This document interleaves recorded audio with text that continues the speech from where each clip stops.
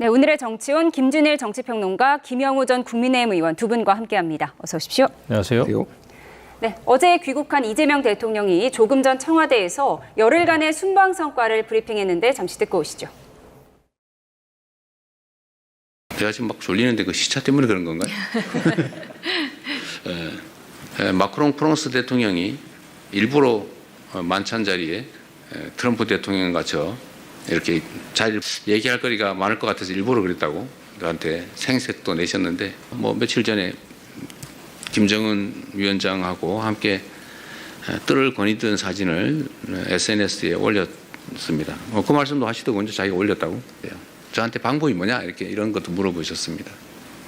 제가 말씀드린 건 결국 북핵 문제다. 체제 안전의 문제다. 제재와 압박이 효과가 없다. 이제는 늦었다. 이제는 현실적으로 물리적으로 막을 수가 없다. 네, 시차 때문에 졸린 것 같다면서도 직접 순방 성과를 브리핑했습니다. 나중에 전국 현안 얘기할 땐 잠이 확 깨는 것 같다라고도 했는데 어떤 점을 직접 얘기하고 싶어서 기자회견 형식을 갖췄을까요? 그러니까 오늘 굉장히 중요한 말씀 많이 하셨어요. 그래서 이제 G7에서 북한 비핵화에 대해서 공동 성명이 아니라 이제 지지 선언이 나오기도 하고 트럼프 대통령이 북미 정상회담에 관심이 있는 게 또 밝혀졌잖아요. 근데 저는 내용보다도 이 자체 기자회견 자체가 조금 주목이 많이 됐습니다. 예. 대통령이 해외 순방에 다녀와서 기자회견을 한 건 이재명 정부에서 처음이에요, 지금까지. 그러니까 이례적이죠. 예, 이례적이고요. 이거를 뭐라고 하면 네티즌 용어로 이제 답내뛰 뭐 이런 말이 있거든요. 답내뛰. 예. 답답해서 내가 뛴다. 예. 그러니까 하도 기사가 안 되니까, 기사가 안 나오니까 국내에서 다 이제 당청 갈등, 정청래 대표 뭐 연임 도전 막 이것만 나오니까 굉장히 중요한 문제임에도 불구하고 청와대 이제 기자들이 가서 기사를 썼음에도 불구하고 주목을 못 받으니까 기자회견을 해서라도 이거를 굉장히 중요하게 의제로 끌어올리겠다. 그리고 현안에 대해서도 내가 좀 말을 해야 되겠다라는 이거 자체가 좀 의미가 있지 않았나 그렇게 보입니다. 예, 답답해서 내가 뛴다. 답내뛰 때문에 직접 기자회견을 한 것이다라고 말씀을 하셨어요. 이게 껄끄러운 당청 관계 때문이 아니냐 이런 분석도 있는데 관련한 질문도 나왔습니다. 들어보시죠.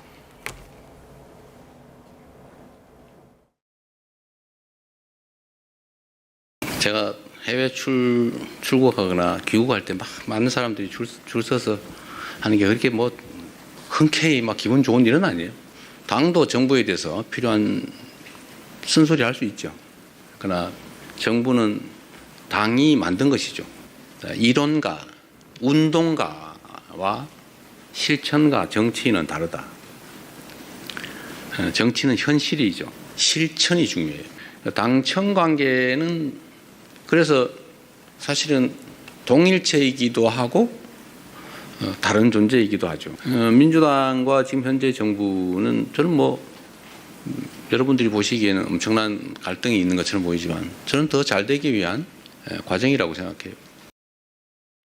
네, 지금의 민주당과 청와대의 관계 엄청난 갈등처럼 보이지만 사실은 잘 되기 위한 과정이다. 그럼 엄청난 갈등처럼 보이는 건 대통령도 어느 정도 인정을 하고 계시는 건가요? 그렇죠. 인정을 했고 오늘 대담에서 얘기한 내용은 사실 해외 순방 중에 SNS를 통해서 대통령이 했던 내용 그대로입니다. 그래서 특히 정부 여당이 어떻게 해야 되는가에 대해서 강한 논조로 SNS에서 오늘 내용을 그대로 적었었거든요. 근데 오늘 재차 강조한 겁니다. 예. 이것은 소위 민주당 진영 내에서 있는 지금 갈등, 특히 정청래 당대표에게 하는 얘기였다. 저는 이렇게 생각을 합니다. 여당으로서는 보다 폭넓고 포용 있게 이렇게 해야 되는데 너무 우리 편, 다른 편 가르고 너무 협소한 정치를 하고 있단 말이죠. 이것을 재차 이제 강조한 것이고 그런 면에서 이 갈등이 엄연히 존재한다는 게 이제 온 국민이 더 확실하게 느껴진 것 같고 결국 8월 다가오는 전당대회, 민주당 전당대회에도 지금 대통령의 어떤 지금의 기분, 사실은 민주당 지도부에 대한 불만입니다. 아쉬움이 적나라하게 지금 나오고 있어서 이런 긴장 관계가 앞으로 어떻게 민주당 내에서 펼쳐질지 특히 전당대회 때 말이죠. 그게 좀 기대도 되고 또 염려도 됩니다. 예, 대통령과 여당의 지지율 하락에 대한 질문도 나왔는데 이렇게 얘기를 했습니다. 국민들이 먹고 살기 힘들어 죽겠는데 저들은 왜 저렇게 싸우는 거야? 라고 경고장을 보낸 것이다. 그러면서 민주당 내 갈등, 원수처럼 싸워서는 안 된다. 이런 말씀을 했거든요. 예. 그러니까 대통령이 이제 말씀하신 전체적인 내용이 단어를 보면은 포용적이 돼야 되고 개방적이 돼야 되고 민생과 경제를 챙겨야 된다 이런 얘기들을 했거든요. 그리고 경쟁의 핵심은 국민의 지지다. 그래서 특정 지지층만을 보는 게 아니라 그리고 정치는 현실이다, 실천이 중요하다. 이게 맥락을 보면은 아까 김영우 의원님이 말씀하셨지만은 그 막스 베버의 그 이제 책임윤리 그거를 이제 좀 더 이제 이번에도 강조를 한 건데.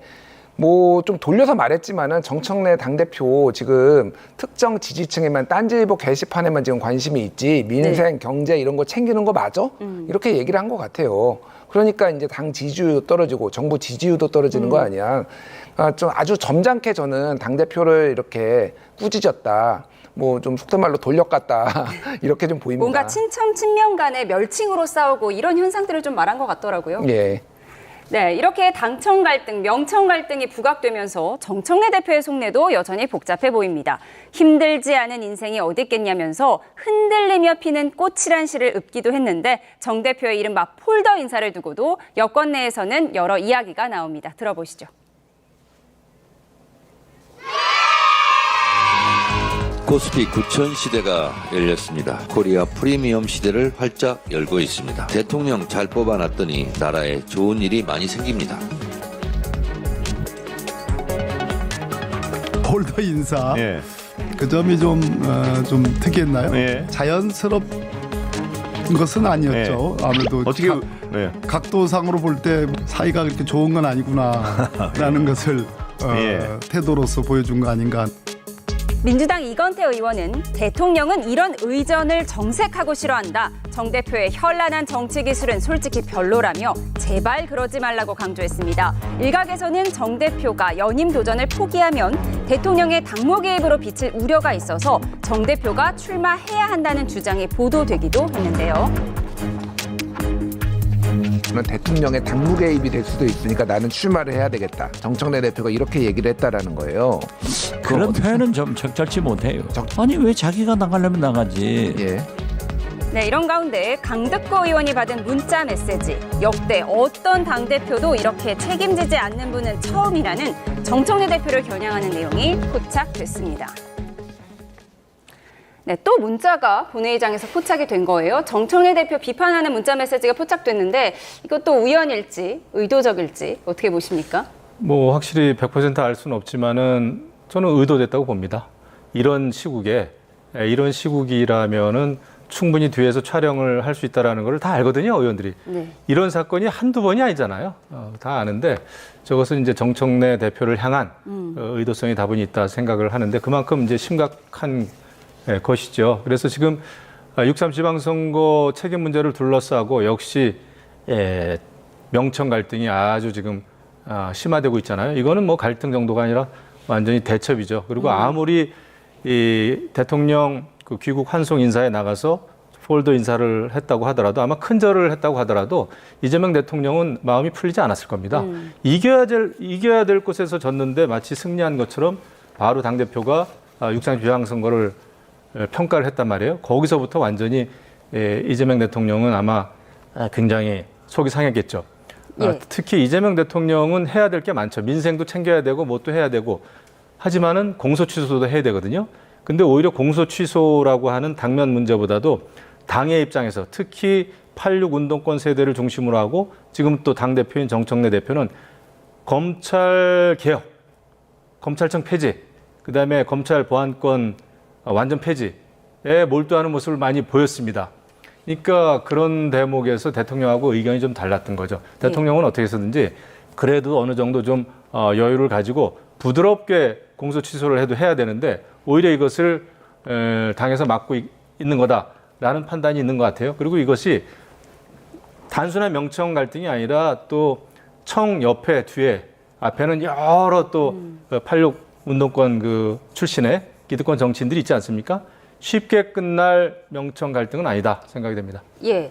정청래 대표가 어제 이재명 대통령의 폴더 인사를 하고 나서 의원총회에 가서 힘들지 않은 인생이 어디 있겠나 그러면서 흔들리며 피는 꽃이라는 시를 읊었거든요. 예. 흔들리며 피는 꽃이잖아요. 꽃은 핀다는 거니까 나는 결국 연임 도전하겠다 이런 의지를 드러낸 거다 이런 분석이 많아요. 이게 뭐 모든 시그널들이 다 지금 연임 도전 다음 주 정도에 사퇴하고 이제 연임에 도전하는 걸로 나오는데 뭐 아까 전에 친정청래 쪽에서 이제 얘기를 한 게 대통령이 만약에 정청래 대표가 출마하지 않으면 대통령의 당무 개입으로 비칠 수 있다. 이거 완전 친명들이 난리가 났어요. 사실은 이제 당무 개입까지 이제 협박이냐 막 이렇게 하면서 이제 난리가 났고 뭐 그래서 지금 정청래 대표는 사실은 뭐라고 해야 되나요? 이제 미운 털이 박힌 것 같아요. 그러니까 그러니까 당내 의원들도 그렇고 무슨 말을 해도 곱게 보이지가 않는다. 뭐 오늘도 또 월드 클래스 세계적 지도자 뭐 이 얘기하고 대통령 잘 뽑았더니 코스피 9천 시대가 됐다. 예, 이거 조롱한다라고 또 느끼시는 분들도 많더라고요. 그러니까 본인이 또 친명인 척한다. 그래서 그냥 빨리 사퇴하고 그냥 도전하시는 게 차라리 당내 분란을 덜 일으키는 것 같다. 지금 그렇게 보입니다. 예, 폴더 인사가 논란이 되니까 한동훈 전 대표와 윤석열 전 대통령 사이에 폴더 인사를 떠올리는 사람들도 있더라고요. 그때가 이제 유난 갈등이 한참이던 때였고 폴더 인사를 한 후에도 유난 갈등은 지속이 됐거든요. 그래서 이런 폴더 인사의 의미가 좀 절치부심의 의미가 아니겠느냐 이런 분석도 있더라고요. 그러니까 뭐 그때하고 경우는 좀 다르긴 합니다. 그 지금 대립각을 세우는 그 원인과 이유도 다르고.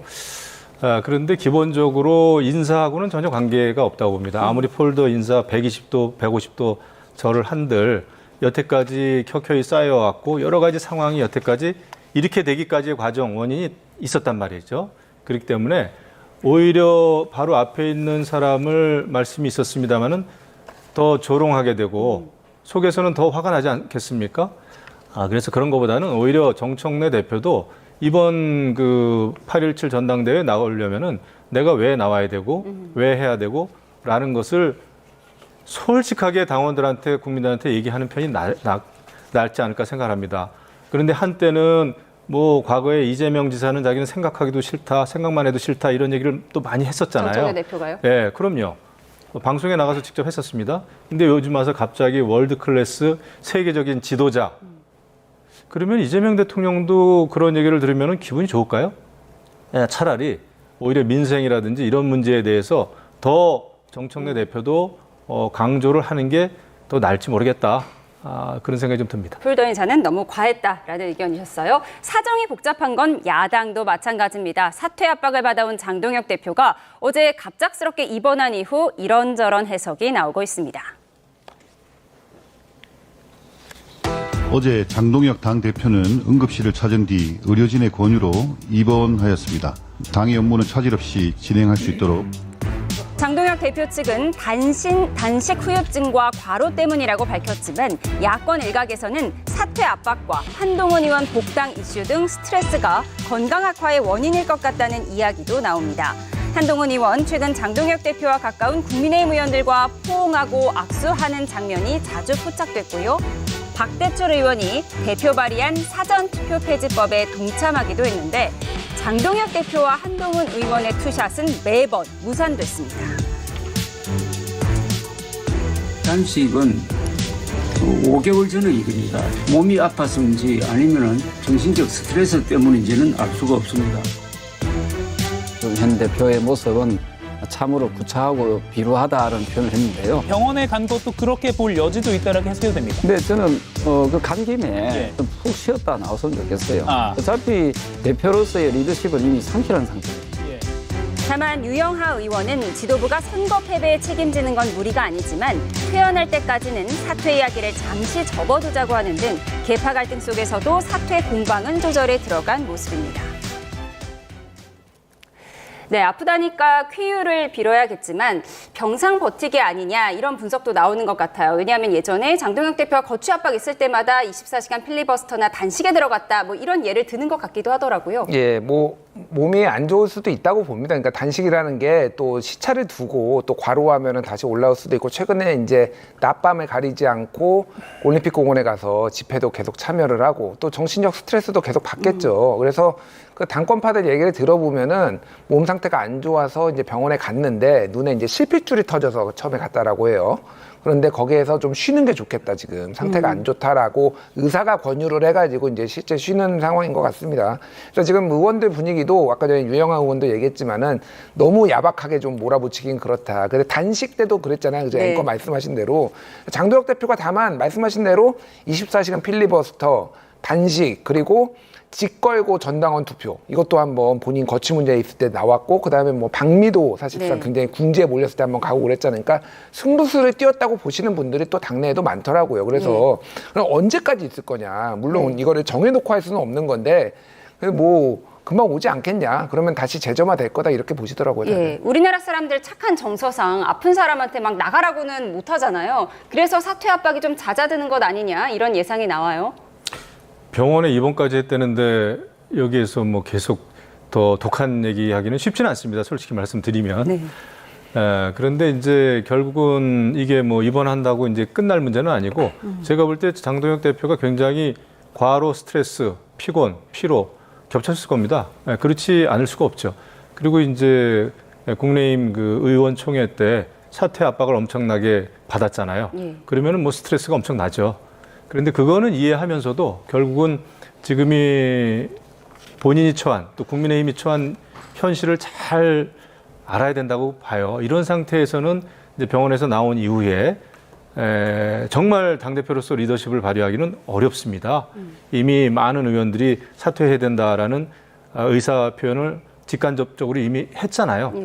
이런 상태에서 버티는 게 무슨 의미가 있겠나, 이런 생각은 듭니다. 그래서 퇴원과 동시에 거취를 표명하는 게 좋고, 그다음에 다른 법과 제도적으로 당원 당규상으로는 이제 뭐 선출직 중에 4명이 이제 물러나야 본인도 물러나는 거지만 오히려 본인 스스로 먼저 물러나 주는 게 국민의힘의 어떤 보수 개혁이라는 면에 있어서 퇴로가 아니라 이제 진로죠. 앞으로 나아가야 될 그런 진로의 문을 열어주는 거 아닌가, 이런 생각이 듭니다. 예, 어제 본회의장에서 한동훈, 장동혁 투샷이 성사되지 않을까 기자들이 굉장히 기다렸다고 하는데 결국 장동혁 대표가 입원하면서 투샷은 성사되지 않았고요. 한동훈 의원이 어제 KBS 생방송에 나가면서 김대식 의원과 이렇게 포옹하는 장면이 포착이 된 거예요. 김대식 의원은 좀 장동혁 대표와 좀 가까운 쪽이었잖아요. 이런 뭐 일련의 과정들이 장동혁 대표에게 정신적 스트레스를 준 것 아니겠느냐, 뭐 이런 분석도 나오더라고요. 근데 일단 뭐 그 투샷을 피하기 위해 계속 뭐 입원을 했거나 뭐 그렇다고 보지는 않아요. 그러니까 왜냐하면 언젠간 만나야 되는데 뭐 언제까지 피하겠습니까? 근데 뭐 실제로 몸이 안 좋은 것도 있고 이제 지금 집중 포화를 피하는 건데 지금 한동훈 의원이 그 굉장히 많은 국민의힘 의원분들을 만나고 있다고 합니다. 친한계 쪽 얘기를 들어보면은 본인에 대한 어떤 거부감, 반한 정서, 이런 것들을 누그러뜨리기 위해 인간적으로 좀 접근을 하는 이런 게 있어서, 그래서 최근에 이제 그 김기현 의원이 주최하는 미래 포럼, 거기에도 이제 가입을 했잖아요. 그런 식으로 한 명씩 이제 접촉폭을 넓히고 있는 거고, 그게 장동혁 대표 입장에서는 상당히 부담이 될 수도 있죠. 근데 뭐 장도혁 대표는 제가 당권파 쪽으로 얘기를 들은 걸로 보면은 사퇴할 마음이 1도 없답니다. 1도 없다. 1도 없다라고 내년 8월까지 간다. 그렇게 생각하고 있대요. 장동혁 대표는 사퇴할 마음이 없지만 사퇴 압박이 이어지고 있는 상황에서 유승민 전 의원이 출격을 한 걸까요? 장동혁 사퇴는 시간 문제라면서 나는 보수 재건을 위해 모든 걸 바치고 싶다, 이런 의미심장한 말을 했습니다. 들어보시죠. 뭐 당장 이 재선거 이슈 가지고 장 대표가 버텨봐야 얼마나 버티겠어요. 저는 보수 재건에 정말 모든 걸 다 바치고 싶은데 전공법은 전당대회를 하는 거죠. 그분은 박근혜 대통령 탄핵이라는 멍에에서 벗어날 수 없는 분이라고. 책임을 지지 않은 지도부가 없어요. 그렇죠. 네, 처음 보는 철면피 같은 장면들인 거죠. 물러나세요.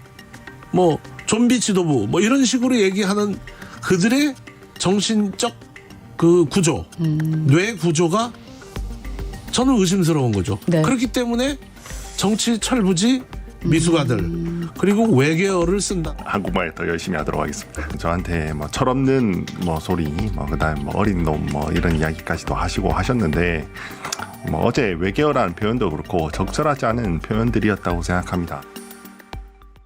네, 장동혁 대표와 가까운 조광한 최고위원. 장 대표 사퇴하라는 사람들은 뇌구조가 이상한 미숙아들이다. 좀 이런 격한 표현이 나왔어요. 철벽 방어에 나선 모양이더라고요. 저런 어떤 강력한 저런 용어를 쓴다고 그게 방어가 되겠습니까? 오히려 더 역효과가 나죠. 그래서 저래서는 안 된다고 보고요. 뭐 철없는 소리라든지 뭐 외계인, 외계어 이런 말은 절대 쓰면 안 된다 생각을 합니다. 누구한테든 간에. 그리고 이제 결국 정치는 책임이고 그다음에 또 더더군다나 선거 패배에 대해서 책임을 지는 거는 당 지도부로서는 너무나 중요한 거죠. 그런 거는 당원 당규에 없더라도 관례화돼 있던 겁니다. 왜 예전에 기라성 같은 그 당 지도부 대선배님들이 왜 그만뒀겠어요? 책임을 지는 거기 때문에 그렇습니다. 정치는. 그리고 장동혁 대표도 선거 전에 분명히 얘기를 했습니다. 그것도 말은 좀 이상하지만 서울, 부산 지면은 정치적인 책임을 지겠다. 그런데 부산은 본인이 적극적으로 지원을 했는데 졌습니다. 서울은 또 오세훈 서울시장 후보는 적극적으로 장동혁 대표하고 거리를 뒀기 때문에 당선이 됐습니다. 이렇게 되면은 완전히 진 선거거든요. 당대표 입장에서. 특히 국민의힘 입장에서도 14대 2면은 명백하게 진 선거입니다. 우리 광역단체장들 다 뺏겼잖아요. 웬만한 곳에서는. 그런데도 책임을 안 진다 하면은 그것은 상식에 맞지 않죠. 책임 정치에 맞지 않죠. 예, 장동혁 대표에게 책임지라고 말하는 사람 가운데 유승민 전 의원이 좀 눈에 띄는데 내가 보수재건을 위해 모든 걸 바치고 싶다 이런 얘기를 했습니다. 그동안 뭐 오세훈 시장이나 유희동 의원 지원 사격에도 나선 바가 있고 이 둘이 당선이 됐어요. 그럼 이제 뭔가 국민의힘에서 역할을 하고 싶다 이렇게 해석해야 될까요? 그러니까 정치 재개 신호탄인 것 같아요. 특히 이번 선거에서 유승민 의원이 소위 말하는 승리 요정이었습니다. 그래서 유승민 의원이 지원 유세를 간 곳은 다 대부분 다 당선되고 장동혁 대표가 간 곳은 다 떨어지고 이랬거든요. 그래서 유승민 효과가 아직도 있는 것이냐 국민의힘 당내에서도 그런 얘기가 나오더라고요. 결국은 이제 보수 재건 이쪽에 좀 본인이 힘을 쓰겠다라는 건데 뭐 계속 말씀드리지만 장동혁 대표는 사퇴할 생각이 1도 없습니다. 그래서 끌어내리는 수밖에 없고 철면피네 철부지네 무슨 이런 얘기해 찌질이네 이런 얘기 해봤자 변하는 게 없어요. 그래서 결국은 지도부를 붕괴시키는 방법. 네. 그러니까 이제 현재 있는 김재원 최고 그리고 신동욱 최고 이 두 분을 설득해서 이제 무너뜨리는 방법밖에 남은 게 없다. 신동욱 최고가 물러날 가능성이 이게 높지 않다는 게 중론이잖아요. 그러니까 이게 어제 의총도 그렇고 계속 상황이 어떻냐면은 침묵하는 다수가 있어요. 물론 장동혁 대표가 마뜩지 않은데도 불구하고 한동훈 대표 물러나게 할 때처럼 예를 들면 물병도 좀 날아가고 근데 지금 물병 뚜껑도 안 닫았어요 지금. 그러니까 움직이질 않아요. 그 다수들이 TK 다수들이 그냥 관망하고 있습니다. 그래서 어떻게 좀 더 하려면은 결국은 TK 그분들은 이제 부르는 호칭이 언더찐윤이라고 부르기도 하고 어쨌든 이 당의 주류 이 사람들이 움직일 정도로 뭔가 만들어내야 된다. 그러지 않으면은 절대 지도부는 무너지지 않는다. 예, 장동혁 대표는 물러날 생각이 1도 없다고 취재를 하셨는데 어제 나경원 의원은 차기 당대표 출마할 거냐 이런 질문이 나오니까 내 경험이 당에 도움이 될 것이다 이런 또 의미심장한 말을 했거든요. 네, 저는 나올 수 있다고 생각을 합니다. 장동혁 대표가 안 물러나면 나오는 상황을 이제 기다리고 있겠죠. 하지만 지금 말씀이 있었습니다만은 이 상황을 전당대회 상황을 억지로 만들 수는 없는데 저는 키를 의외로 김재원 최고가 가지고 있다 생각을 합니다. 아마 신동욱 최고위원은 수석 최고위원인데 먼저 물러날 생각이 없어 보여요. 또 최근에 보였던 굉장히 과민한 반응을 이제 보였다고 하는데 오히려 김재원 최고가 그런 면에서는 TK 쪽에 있는 TK 쪽에 계신 정치인입니다만은 그분이 굉장히 좀 빠른 분이고 판단이 늘 좀 빨라왔고 그래서 의외로 그분이 그만두면은 신동욱 최고는 엄청난 압박을 느낄 겁니다. 오히려 그런 시나리오로 갈 가능성이 저는 오히려 있다. 근데 당장 그런 일이 벌어질 것 같지는 않고요. 일단 장동혁 대표가 퇴원하고 나서 그다음에 또 이제 선관위 국조를 좀 봐야 될 것 같습니다. 네, 장동혁 대표 병상에서 생각이 좀 복잡다단할 것 같습니다. 그런가 하면 6.3 지방선거 당시 개혁신당 부산시장 후보로 나온 정의안 씨의 피습 자작극 의혹 수사가 급물살을 타고 있습니다. 테러범이 정 씨의 지인이었고 정 씨는 아버지 병원에서 뇌진탕 진단을 받았다는 건데 잠시 살펴보겠습니다. 네, 거리 유세를 하고 있는 정의안 전 후보에게 음료수 컵이 날아들었죠. 30대 남성이 던진 음료를 피하려다 넘어진 정 씨는 자신의 가족이 운영하는 병원에서 뇌진탕 진단을 받았습니다. 저는 이번 일이 정말 폭력이 다시는 정당화되지 않아야 된다고 생각합니다. 그것을 던진 사람은 이렇게 말했다고 합니다. 젊은 놈이 무슨 시장이냐? 젊으면 시장하면 안 되는 겁니까? 다른 생각을 가지면 테러를 당해도 되는 겁니까? 하지만 사건 발생 전 정 전 후보와 컵을 던진 남성 간의 통화 기록이 드러나면서 자작극 논란이 불거졌습니다. 경찰은 이들이 개인적으로 알고 지내던 사이였다는 정황을 포착했고 논란이 확산되자 개혁신당은 다시 고개를 숙였습니다. 개혁신당이 공천한 후보이기에 무한한 책임감을 느낍니다. 수사기관이 공개하고 보도한 내용대로라면 상상도 하기 어려운 중대한 선거 범죄입니다. 네, 테러범과 정의안 전 부산시장 후보가 개인적으로 알고 지내던 사이였다, 자작극이었다는 건데 개혁신당 입장에선 좀 곤혹스러운 상황이 됐습니다. 사실 이게 이제 당세가 강하지 않은 개혁신당에서 일어났으니까 이 정도지, 만약에 민주당에서 이게 일어났다, 자작 테러가, 그러면 어떻게 됐을까요? 진짜로 난리가 났을 거예요. 그러니까 뭐 정당에 대해서 지도부 뭐 총사퇴 얘기까지 나올 정도로 굉장히 큰 문제고. 예.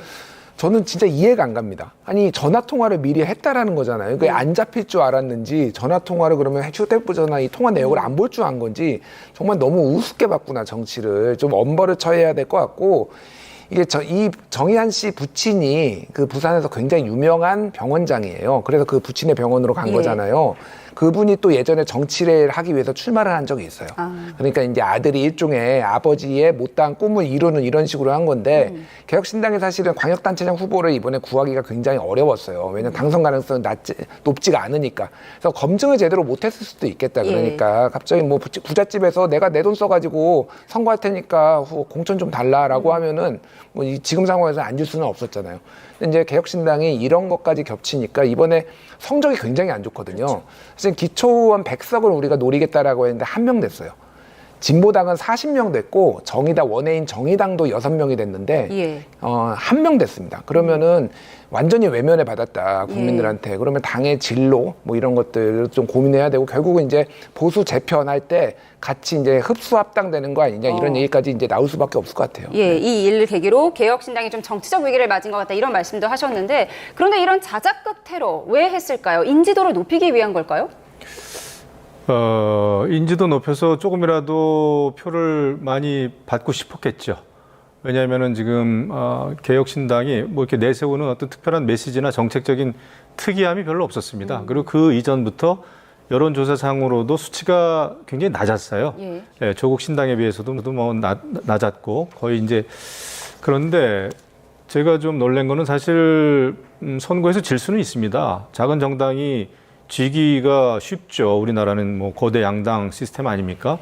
하지만은 어떻게 지느냐가 굉장히 중요한 것이고, 작은 정당이고 지지율이 낮다고 하더라도 특히 청년 정당을 많이 또 주장해 왔잖아요. 그러면 거기에 맞게 정말 옳은 목소리를 내다가 지는 거하고 저렇게 자작극을 하다가 지는 거하고는 하늘과 땅 차이 아닙니까? 그리고 그 내용이 너무나 또 가당치 않아요. 너무 어이가 없어요.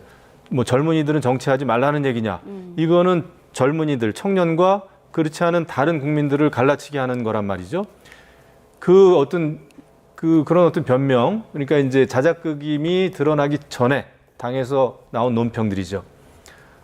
이것은 정말 안 될 일이고요. 앞으로 아마 개혁신당, 이준석 당대표를 포함한 개혁신당은 당의 진로를 위해서 뭘 어떻게 해야 될